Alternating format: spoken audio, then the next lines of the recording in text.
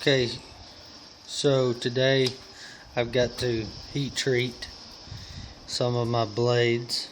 I've already kind of gotten started a little bit. I've got the vacuum ready. It's on the blow side, and the hose is going to come out. But as you can see, it works really well. Having those propane burners on there to help get it all started and warmed up. It saves me a lot of time and effort building and lighting, or especially doing something crazy like using a lighter fluid. I apologize for the wind, it's a bit windy today. I can't really help it. Of course, the first idea would be to be able to do it inside. I just don't have the capability. There's no ventilation for something this hot or anything in my garage, so that's kind of the case. Also, while that's warming up, I wanted to show everybody that whenever I say be safe, I really do mean be safe. In a previous video, I showed my rig for the flat grinding as such. What I did forget to show is that it's not exactly, without having hands on it, I was real leery, and it's still yet to do it, and I probably had 3 different blades on there running the full cycle on both sides, and it hasn't happened. But just in case it does happen, I went ahead and put up a shield. Now, I had some spare MDF lying around, and that piece of plexiglass came from somewhere. You know, I'm a collector of crap, so anytime somebody doesn't want something, I jump on it and try to get it. And that allows me still, I left an opening big enough for me to turn it on or turn it off and do anything. But with the plexiglasses, I can kind of watch while I'm standing here working. Now, I may put a top on it. I have not decided. Even though it hasn't flung off or nothing yet, my idea of how it would probably go with the belt if something bad happened. So I think any way that the blade's going to go, it's going to wind up going towards the back and hitting the MDF, and it may bounce, and hopefully it won't have the force to go up as of now. It may, and I may change it, and I may go ahead and put a piece to cover the top, just a quick thing. But I wanted to let everybody know, I don't just say, you know, be safe and stay safe and do things safe. I really do mean it. I take it very seriously, because my wife would not have a good day if one of those knives, and I wouldn't either. I mean, I would survive, but in most cases, if one of those popped off and became a projectile. Forces are working in small spaces and trying to take shortcuts like I commonly do. But you can see it should stop anything that moves. This is I haven't decided if I want to permanently put it there. Right now, once this whole flat side of MDF, the screws poke out, so it kind of anchors a little bit. It keeps it from sliding so much. I may drill it on in or do a temp drill, and because I still want this as workspace. I haven't decided yet, but we'll get back out and see how this fire's coming along. Okay, it's coming along pretty good now. We can, I like to go ahead and hook up my hose. This is very simple little thing here.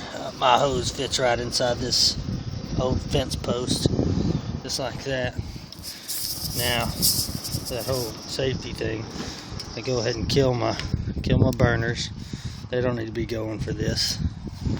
Then I'll drag all of my heated coals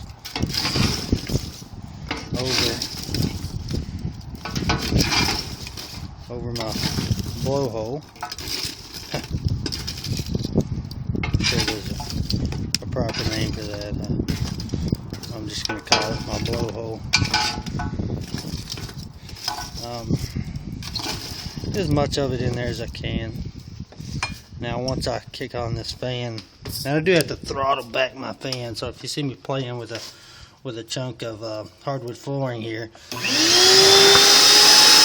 what I'm doing is choking back that fan so that it does not do as much blowing. And you can see already that those coals are taking off pretty good. Got a pretty hot fire going in there. Get that thing warmed up quite nice. Now my wife did allow me a unnecessary purchase here recently. It's one of those laser thermometers, so you can see. Alright, so this laser thermometer does not go all the way to the temperatures that you need to do this, but it wasn't the reason why I got it. The reason is very, very simple reason.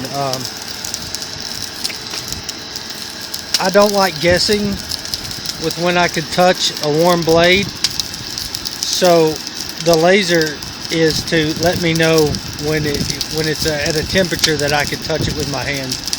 My gloves, I don't really feel heat through my gloves, so there's no real knowing, but you know, doing the tapping method, and is it hot? Oh, I can keep my hand on it for a second, but not no more than that. You know, I really don't like those methods, so I've changed and got that laser. We're getting to a good point here where I can throw the blades in. I have the two that I want to do around here somewhere. And I need to get proper tools for handling. I don't know why I'm grabbing them all crazy right now. For handling blades that go in to this much heat. For now, I just kind of do with what I have. One day we'll get there. Alright, so you want to drop those down inside. Pretty much right over where that blower is. It's not going to hurt it none to... Oh, I didn't realize the camera wasn't looking at it. Then of course you want to put some stuff over the top of it. And that's what this is for. My cousin came over and he was helping me one day and he says, "Hey, you really need something better." I had a shorter piece that I was using for this. He sends you a couple hairs every now and then, but not that big of a deal to me. So he grabbed a piece of this round steel, some more scrap, and it was already bent, so it made it perfect. He cut it off, and I hammered the end flat there, and it seems to work really good with maneuvering coals around. And that's just about there.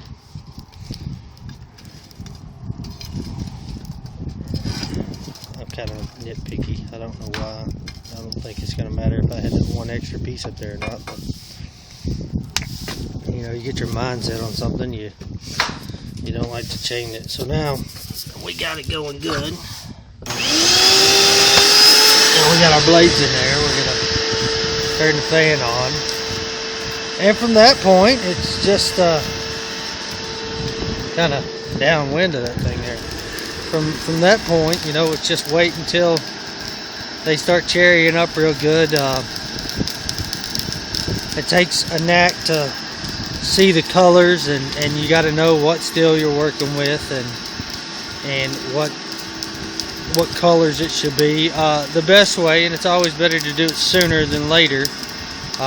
Of course, I bring out one of my magnets, and you know it's ready to accept and harden and add carbon to the steel whenever it is demagnetized. I've got my pot of oil over there, and of course you can watch several videos on how to do that. I'm probably not going to do that because I don't want to set up the camera and catch a lot of background. You know, I don't want my neighbors accidentally getting in a video or something. but maybe one day I'll go through the pulling it out process, and then, you know, the quenching and all that jazz. But I don't think it's going to be today. I'm just going to let this go until they're the right temperature, and I'll dunk them, and maybe I'll show you afterwards. And, you know, you can do the file test and all that stuff. I don't do the file test anymore. I've got it down to pretty much a science, so I don't test them every single time that they come off. I like to get mine about a Rockwell C-scale of 58. Sometimes it's closer to 55. And if I ever questioned it, my wife's her grandfather is a machinist, and he's got a tester, so I'm fairly fortunate. You know, I just take it over there, and he tests it. He tells me what it is, and then I know. But that's only whenever I question it. I do make a lot of knives that take a lot of abuse. And, you know, when you're chopping and hacking, you don't want it soft enough to where it's going to start dinging and bending.